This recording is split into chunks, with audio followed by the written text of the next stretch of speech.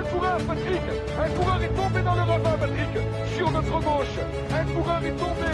Un coureur est tombé. Il s'agit d'un coureur. Attendez, je vais regarder descendre de ma moto. Oui, je vais attendre. Je regarde si Alex Zoule. Avec l'attaquant de Bischleck, là, c'est Nibali, le premier à sauter dans sa roue. Franck Schleck est juste derrière. Et Alberto Contador qui vient de partir.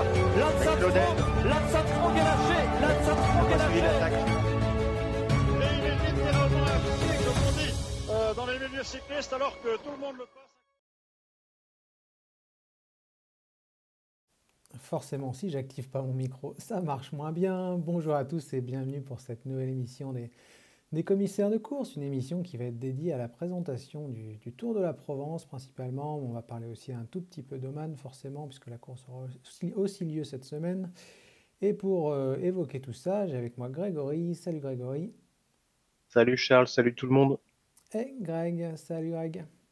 Salut à tous, salut Charles. Alors les gars, je crois que le mot d'ordre de cette émission, c'est que c'est un bordel sans nom sur les compos d'équipe, Greg. Oui, ben c'est ça, on attend toujours les beaucoup de start list définitives, hein. Il y a beaucoup d'équipes qui, enfin, elles tombent vraiment au compte-gouttes alors que ça part demain. Alors évidemment, il y a le contexte Covid, forcément qui fait qu'il y a peut-être, mais c'est vrai que ça fait un petit peu peur hein, quand on voit que on risque d'avoir la start list vraiment au tout dernier moment. Donc allez, pour les pronos, ça va être aléatoire. Au moins, on aura une excuse hein, pour les pronostics si on n'est pas bon. C'est vrai, d'ailleurs, je vois Kat sur le live qui est là, notre spécialiste des jeux. Je sais que parmi vous, il y en a beaucoup qui jouent au jeu, donc j'imagine que vous êtes au taquet sur les compos. Et la seule chose que je peux vous suggérer, c'est vraiment d'attendre le dernier moment. Si vous pouvez, parce que ça change pas mal, il y a eu beaucoup de bouleversements. Donc comme j'ai dit, on commence rapidement par Oman, parce que la course n'est pas télévisée, donc c'est pas celle qui nous intéresse le plus forcément. On a quelques infos sur la start list et on a la chance que nos amis de First Cycling soient vraiment au taquet sur les mises à jour, donc ce qui est mis est à peu près bon, sauf pour quelques équipes, mais je pense que c'est déjà une base assez crédible. Grégory, un petit mot déjà sur le parcours, si tu le veux bien, je vais l'afficher aussi sur leur site. Concernant le parcours, ce sont des étapes qu'on a plus ou moins l'habitude de voir.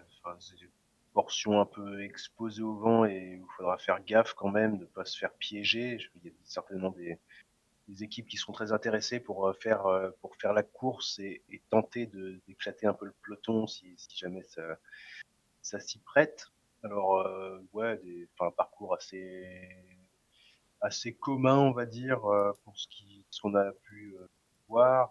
On aura quand même des arrivées compliquées, des étapes un peu casse-pattes, donc il y en aura pour tous les goûts, il y en aura pour les sprinters, pour les rouleurs, un peu pour les punchers et aussi la fameuse arrivée à la Green Mountain qui devrait finir de façonner le classement général à condition que tout n'ait pas éclaté avant dans des bordures. Alors il y en aura pour tous les goûts effectivement, et Greg, on attendait la reprise de notre sprinter vedette tricolore Arnaud Démare et finalement, grosse surprise, puisque contrairement à ce qui avait été annoncé, l'ancien champion de France ne sera pas présent au départ du Tour d'Oman. Effectivement, puisqu'il y avait tout son train, hein, que ce soit Scottson, Konovalova, Sikkeldam. Donc c'était un petit peu le train habituel d'Arnaud Démare. Et finalement, c'est le jeune sprinter Paul Penwet, grand espoir aussi. Hein, on avait vu, il a gagné l'année dernière, je crois, au moins une belle course. On a vu sur une Coupe de France.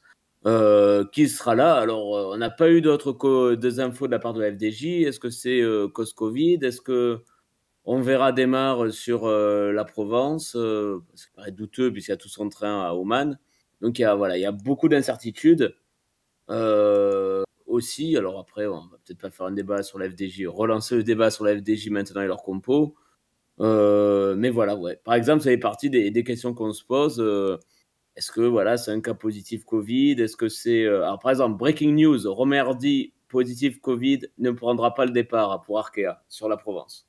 Ouais, donc vous voyez comme Greg Voilà, vous on le dites est très bien, depuis ce matin, on est tous les trois au taquet et ça sur change, voilà. Donc on ne sait pas. Voilà, pour le coup sur Démare, on n'a pas l'info. On n'a pas l'info. Thibaut, je ne sais pas s'il est là, Thibaut, parce qu'il est toujours très très bon sur les infos FDJ. Il nous disait qu'on ne souhaitait pas prendre de risques peut-être du côté de la FDJ. de le retrouver, enfin de se retrouver bloqué. Peut-être qu'il y a eu un espèce de trauma aussi par rapport à l'UAE Tour il y a 2 ans, où on le rappelle, Arnaud Démare et ses coéquipiers avaient été bloqués pendant plusieurs jours dans un hôtel, dans une chambre d'hôtel à Abu Dhabi, donc, ou à Dubaï, je ne sais plus. Mais peut-être qu'on n'a pas envie de renouveler l'expérience, c'est possible aussi.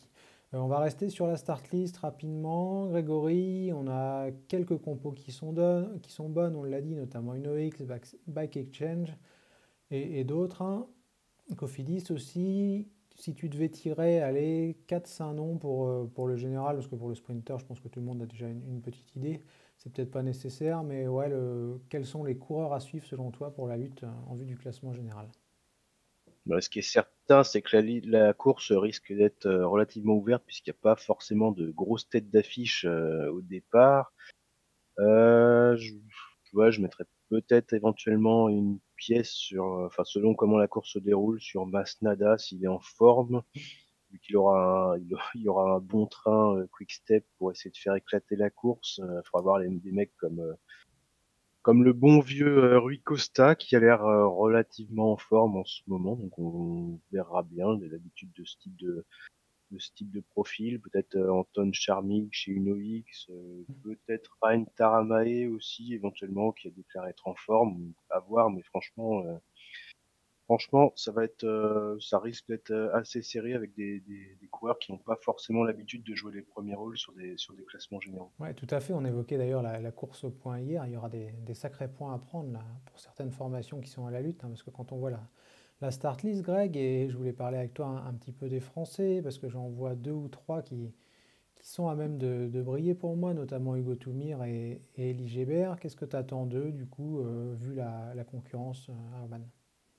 En attendant, est-ce que voilà, ils vont profiter justement hein, d'une concurrence peut-être un petit peu faible pour se montrer? C'est toujours un peu ça que l'on attend, vu voilà, qu'on a une start list un petit peu légère. Elie Gébert, alors il n'a pas été chanceux durant sa carrière, il a déjà 26 ans. Il a connu quand même des années un peu noires à cause de blessures, mais ça reste un espoir. Hein, ça a été un grand espoir du cyclisme français.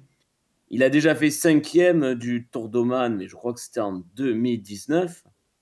Donc oui, pourquoi pas. Hein, oui, c'était bien en 2019. Et il y avait peut-être une start list un petit peu plus solide, hein, puisqu'il y avait déjà Rui Costa, mais il y avait Pozzo Vivo, il y avait Lutsenko. Et Quentin Pachi aussi, je crois, de mémoire.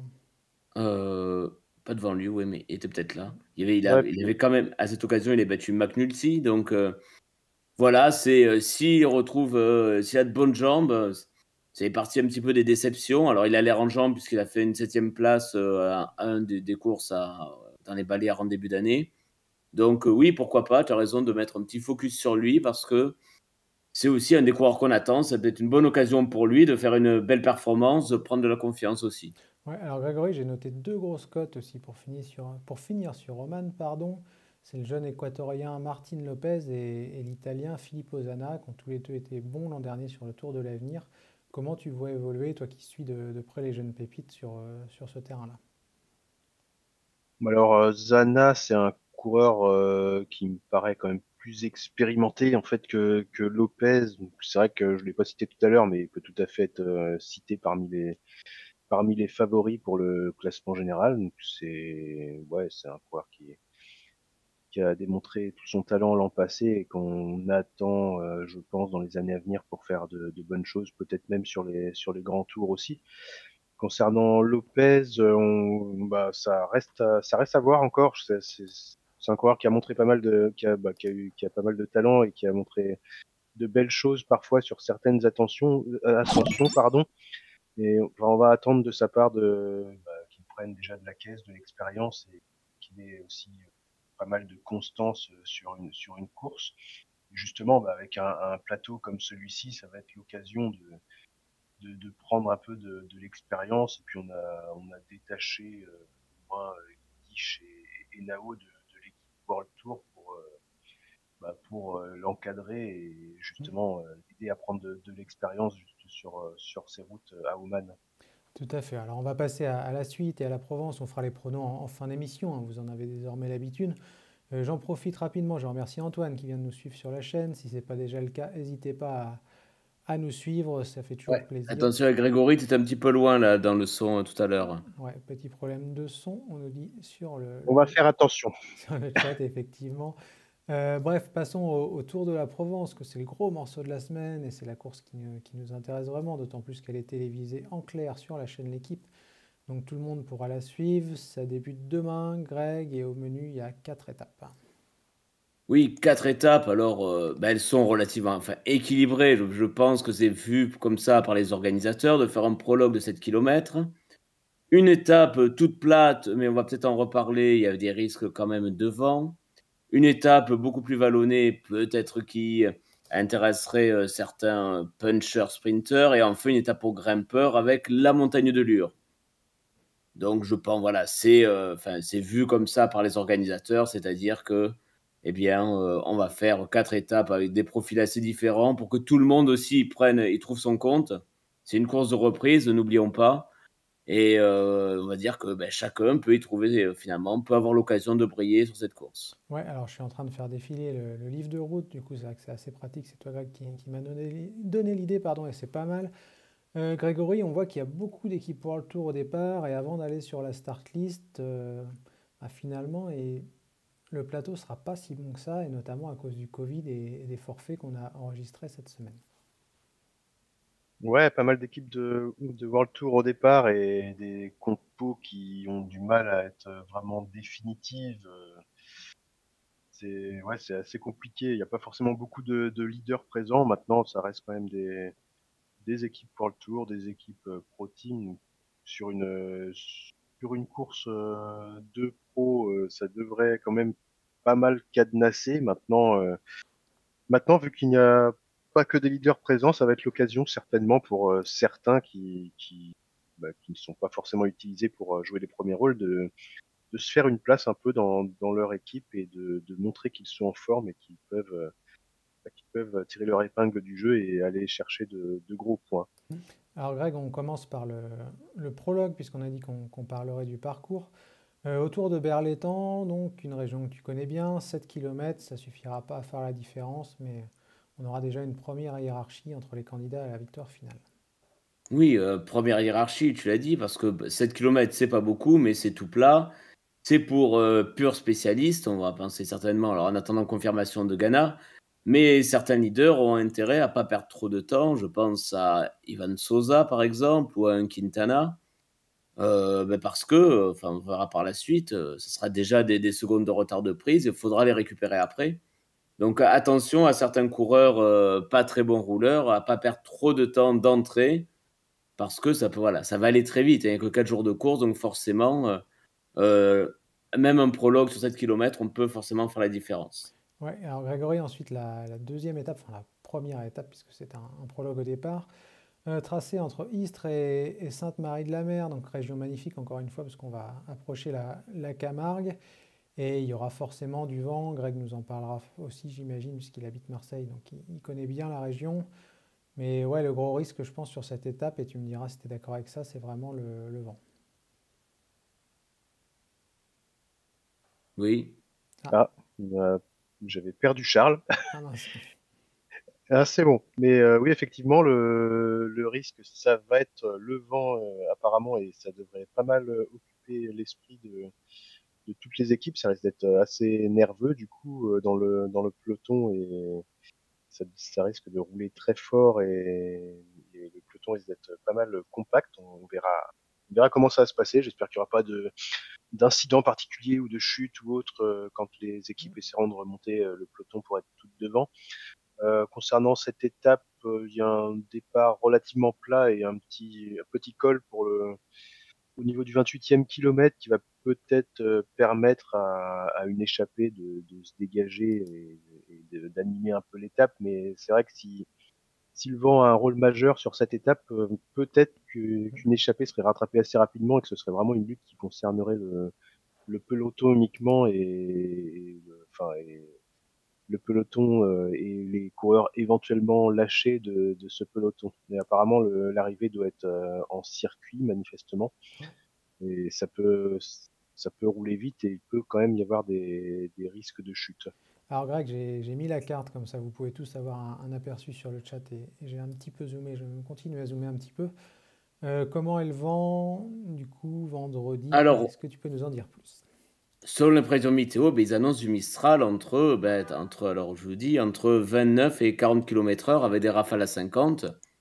Alors pour Le Mistral vient du nord, Ouais, c'était ce donc que j'allais demander. suffit vous avez la carte, hein, suffit de voir que déjà dès le départ, ça sera vent de face, donc pour les échapper déjà, ça va être l'enfer pour eux. Et après, vous voyez que ça sera soit vent de côté, soit vent Trois de quarts dos. d'eau, hein. Et c'est tout plat, évidemment, et il y aura des parties aussi très dégagées, hein. C'est la Camargue, vous avez toute la partie, notamment un peu après Arles et avant Albaron, qui totalement, il y a vent de côté et c'est totalement dégagé. Alors, on sait aussi que parfois, le vent de trois quarts d'eau, eh bien, c'est peut-être les circonstances les plus favorables pour les bordures. Eh ben, il y aura ces séquences-là aussi. Donc voilà, donc c'était vraiment, à mon avis, ça sera les pires et ça va faire, enfin, voilà, un gros Mistral, à mon avis, c'est l'étape qui fait assez peur. Il y avait Maxime Bouet hier sur un live pour le journal de la Provence qui disait que c'est l'étape qui faisait le plus peur parce que avec le vent, ben, tout le monde doit protéger ses leaders et ça risque d'être très tendu parce qu'il y a vraiment, évidemment, en Camargue des routes exposées. Ouais, alors on va passer à la suite, à la troisième étape. Donc je continue à faire défiler, désolé, le livre de route est assez conséquent, donc ça prend un tout petit peu de temps. Le profil, il n'a pas d'intérêt sur la deuxième étape. Donc troisième étape, Grégory, entre Arles et Manosque. Alors pendant que je fais défiler, peux-tu nous en parler un petit peu et je vais mettre le profil là. Ouais, 180 km entre Arles et Manosque, pas mal de petites côtes par-ci par-là, un profil très accidenté, des grands prix de la montagne. Je pense que ça va pas mal batailler pour essayer de prendre l'échappée et essayer aussi de marquer éventuellement des points pour le classement de la montagne. Et ouais, pas trop de portions plates à la suite du premier Grand Prix de la montagne, donc ça, je pense que ça devrait pas mal se batailler entre déjà pour la tête de la course et les échappées, et aussi dans le peloton, il devrait y avoir des coureurs punchers intéressés pour en découdre et peut-être rentrer sur l'échappée et se disputer la gagne à l'arrivée. Mais à voir, parce que c'est un profil qui est assez compliqué, ça peut aussi sourire à une échappée. Alors Greg, je vois qu'on nous en parle sur le chat de Julien Lafilippe. Est-ce que c'est un profil parfait pour Julien Lafilippe? Et juste salut à Je suis follow Westeros qui nous follow à l'instant. Ouais, merci à toi. Est-ce que c'est pour à la fin? L'année dernière à Manosque, sur un profil à peine moins dur, c'était Ballerini qui avait gagné.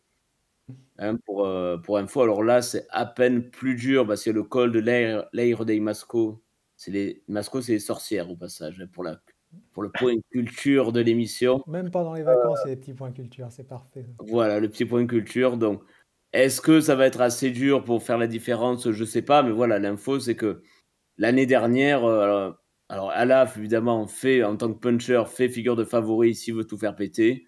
Mais l'année dernière, sur un profil qui était comparable, un peu moins dur peut-être, mais pas beaucoup plus, c'était Ballerini qui avait gagné, donc ça va être à suivre. Alors, on va continuer.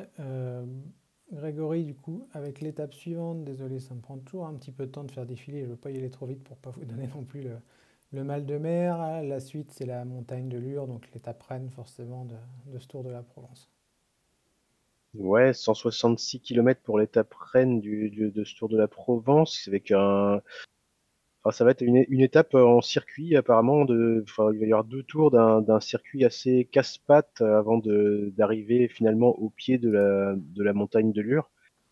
Ça va être une étape un peu difficile quand même avant l'ascension finale, même si pour les principaux grimpeurs, ça va être ça se terminera par une course de côte dans l'ascension de la montagne de Lure, qui est quand même assez compliquée pour la saison.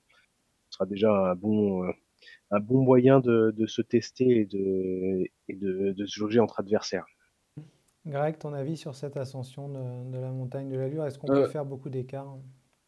Alors, juste avant de parler de ça, alors vous avez les points S sur le profil. Les points S jaunes, ce sont des sprint bonus. C'est-à-dire que c'est pas il n'y a pas de points pour le maillot vert. Enfin, c'est pas le maillot vert, mais le maillot de meilleur sprinter. Enfin, vous m'avez compris. Par contre, il y a des secondes bonus à Forcalquier à 2 reprises. Il y a 3, 2 et 1, je crois. Donc, au cas où, c'est juste pour l'info, parce que sur certaines étapes, il y a le classement par points et des sprints qui comptent avec, là aussi, des secondes bonifs et des points pour le maillot par points. Tandis que là, c'est seulement des secondes de bonif. Lure, alors le circuit n'est pas si dur. Alors, ça monte et ça descend. On va dire que plutôt que c'est mal plat, hein, comme circuit. Parce Vous qu'on voyez voit les le col de... pourcentages, la grecque, 6 km à 3,7%, ça n'a pas l'air Voilà, inabordable. ça. Alors après, ils ont mis un grimpeur ici, mais on voit bien qu'il y a des petites côtes. Alors, par contre, c'est jamais plat. C'est ça qui est intéressant aussi. C'est pas des grosses routes non plus, donc c'est pas évident à contrôler pour un peloton, mais ça peut être un petit peu usant. Mais évidemment, c'est la montagne de Lure qui va retenir l'attention de tout le monde. Je crois que si tu descends, tu as un meilleur profil de l'ascension. Ouais, si tu descends un petit peu. On le voit très bien. Là. Effectivement, il y a du pourcentage apparemment. Alors, il y a un petit peu, mais c'est quoi? Du 6,5% sur une dizaine de 13 km à 6,7%. On est loin du Ventoux. Hein. Bah, c'est souvent comparé au Ventoux parce que c'est pas très loin. Aussi pour les paysages, parce que le sommet, il est pelé un petit peu comme le Ventoux. Mais évidemment, c'est beaucoup moins dur. Après, ça va être l'occasion aussi. Voilà, c'est une bonne rentrée pour les grimpeurs de se faire la main. Alors, il y a quelques passages à 10%, mais vous voyez, ça reste aussi 7%. Faudra peut-être attaquer tôt. Ça dépend combien auront de retard les principaux grimpeurs, les Quintana, les Sosa. Ça sera à suivre aussi parce qu'il ne faudra pas trop tarder, parce que si jamais les grimpeurs prennent un peu trop leur temps et attendent un peu le dernier moment, eh bien ça risque, voilà, et ils risquent pas forcément d'avoir le temps de faire la différence sur des Alaphilippe qui, sans être un grand grimpeur, risque de pouvoir largement suivre sur une montée courte. Alors, on a parlé du parcours bien en détail et je pense que vous l'avez désormais tous en tête. Grégory, maintenant. Ouais, j'avais promis hier, juste, savez-vous qu'il y a un ermite qui vit à Lure? Non. Eh ben, il y a un ermite, voilà, il y a une église et un ermite qui vit à côté. Deuxième point culture, et comme Oxymore, incroyable, il n'est pas en vacances, il va être ravi. Je crois qu'il s'appelle Lucien, mais ça, j'ai vu. Est-ce qu'il sera au bord de la route? Ah bah oui, probablement. Ça va le faire chier, à mon avis, les hélicos, le pauvre. Bon bah, ça va être votre mission à vous sur le live. Si vous spottez un ermite, à un moment, on veut un screen. Elle a une grande barbe blanche en plus, hein, le vrai, quoi. Et je vous promets que si vous l'avez, on le mettra en fond d'écran dimanche pour la sortie du dimanche, notre émission hebdomadaire.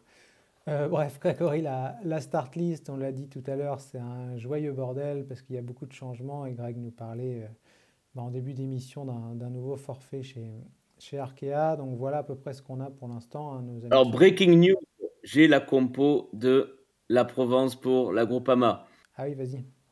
Armirail, Aski, Luc Duisson, Anthony Roux, Michael Storer et Arnaud Desmar. Donc Arnaud Desmar sera bien au départ. Arnaud Desmar sera sur le Tour La Provence. Là, vous l'avez, c'est tout. Il sera sur la Provence, mais son train sera à Oman. Oui. Ah ben, personne n'est parfait. Et la FDJ n'est pas la meilleure équipe dans les bordures, donc bon, on va voir. Bref, Grégory, la start list de ce Tour de la Provence, qu'est-ce que tu en penses?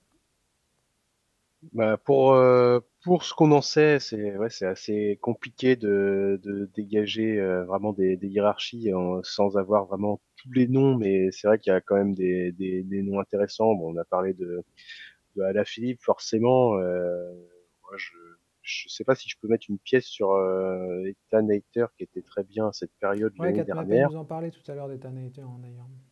Bah, s'il est aussi bon qu'il l'a été l'année dernière sur le Tour d'Algarve à la même période avant de tomber, ça peut être assez intéressant vu que lui normalement c'est un des coureurs qui devrait tirer parti du contre-la-montre au départ.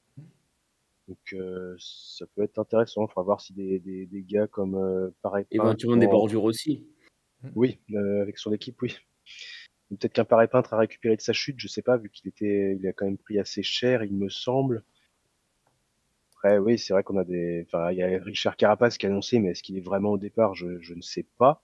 Ça, c'est encore une bonne question. Côté côté grimpeur ou coureur complet, et côté français d'ailleurs, on a Pierre Latour qui a l'air d'être en bonne forme et qui est aussi à l'aise en contre-la-montre qu'en ascension. Donc ça peut être intéressant pour lui et pour sa formation. On avait évidemment la rentrée de Nero Quintana, donc dans quel état de forme on verra bien. Et autrement, il y a Ivan Sosa qui a une bonne cote en ce moment, donc à voir s'il arrive à être aussi en forme aussi que l'année dernière sur une autre épreuve française qu'il avait remportée. Ça restera à voir, oui, et on verra aussi les débuts en tant que leader pour le classement général, on va dire, de Michael Storer chez Groupama FDJ. Ça peut être des coureurs intéressants à suivre, je pense. Alors Greg, la grande question, est-ce que Julien Alaphilippe est battable sur ce type de parcours? Faudra déjà pas perdre trop de temps sur le chrono, faudra pas se faire perdre de temps non plus sur l'étape de Manosque, pas perdre de temps sur les bordures et l'attaquer sur Montagne de Lure. Donc ça s'annonce, faudra s'y prendre tôt et faudra être au top, voilà, faudra être présent sur les 4 étapes. Et c'est ce qui peut être intéressant à suivre. Donc après, à suivre, voilà, on attend confirmation, mais la Ineos pour avoir une grosse équipe. Donc ça peut être, alors que la Quick Step, ils seront que 6. Il n'y aura pas Casper Asgreen qui a le Covid. Donc Asgreen n'est pas remplacé. Et alors, avec Asgreen, ils auraient été quand même encore plus costauds, la Quick Step. Mais voilà, la Ineos, s'il y a les Ghana, les Hayter, les Viviani, les Lucro, ça peut être vraiment là aussi une équipe qui va faire péter tout le monde dans l'étape de vendredi en Camargue. À suivre aussi l'équipe Movistar. Moi je suis assez curieux. Bon, on a parlé d'Ivan Ramiro Sosa, je suis assez curieux de le voir maintenant en tant que pur leader. Je pense que ce sera leur leader, ça sera lui. Est-ce qu'il va pas perdre trop de temps dans le contre-la-montre? Est-ce qu'il va pas perdre trop de temps si jamais il y a des bordures? Donc ça va être intéressant à suivre. Dans les Movistar, ils ont une belle équipe aussi, je trouve. Il y a un Jorgensen, je suis assez curieux de le voir. Parce que l'année dernière, il a fait un beau top 10 sur Paris-Nice. Il était pas mal aussi sur la Provence. Donc c'est à suivre. Donc voilà, ça peut être l'occasion de voir quelques jeunes coureurs aussi, en attendant évidemment, comme on a dit tout à l'heure, des start lists définitives. C'est vrai qu'on est toujours un petit peu dans l'attente. Je voudrais revenir, Grégory, un peu sur Arnaud Démare, parce que concrètement, qu'est-ce qu'il peut espérer selon toi au Tour de la Provence? Il n'y a qu'une étape qui est possible, mais est-ce qu'on l'a mis finalement, est-ce qu'on a changé son programme juste pour lui faire accumuler les kilomètres et commencer à prendre du rythme, ou est-ce qu'il y a pour toi, Grégory, quand même une vraie opportunité sur la deuxième étape, enfin la deuxième journée, pardon? Bon, alors déjà, la question que je me pose, c'est est-ce qu'il serait en mesure de disputer le prologue à bloc pour faire un bon résultat? Ça, c'est une possibilité. Attention à ton micro, Grégory. Ah, pardon. Non, je me demandais s'il n'avait pas disputé le prologue à bloc pour essayer d'obtenir un bon résultat, tout simplement, ou être bien placé au général, même si on a la présence apparemment de Ghana qui paraît assez imprenable là-dessus. Mais oui, il a une opportunité sur la première étape, mais ça reste quand même soumis à certaines conditions, c'est-à-dire être présent au sprint et ne pas se faire lâcher dans une bordure, par exemple, ou piéger, quoi. Et enfin, je ne sais pas exactement pourquoi le programme a été changé, certainement pour des objectifs un peu plus lointains. Et après, c'est vrai qu'on en a parlé un petit peu entre nous avant l'émission. Il y a eu un épisode qui a dû le marquer il y a quelques saisons, enfin l'année dernière, avec un souci où il est resté coincé un peu dans un hôtel pour cause de Covid, et il a certainement pas envie de revivre ça. Donc je pense que il y a peut-être un peu de ça ou un peu des deux, mais c'est certainement pour des objectifs plus lointains, peut-être pour mieux construire sa saison. Mais c'est vrai que c'est étonnant qu'il ait été mis tout seul, sans son train, en fait, dans l'effectif de départ.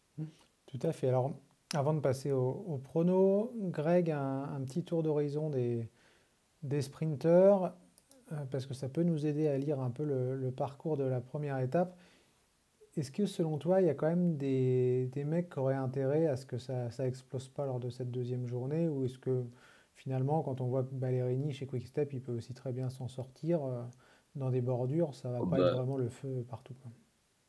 Enfin bon, tu parles Ballerini, mais la Quick Step, si ça sent un petit peu la bordure, ils vont pas être les derniers à y aller. c'est eux qui ont l'expérience. Donc, on peut citer aussi dans les sprinters, il y aura probablement Viviani. On attend toujours confirmation. Et là aussi, la Ineos a une équipe quand même super solide.